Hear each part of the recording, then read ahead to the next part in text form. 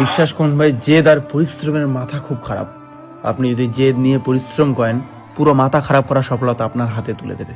আপনি বিশ্বাস করতে পারবেন না, আদৌ আমি এটা তো এই সাধারণ উজ্জ্বল বর্মনকে মানুষ এত ভালোবাসে, আমি উজ্জ্বল বর্মন নিজেই এটা বিশ্বাস করি না।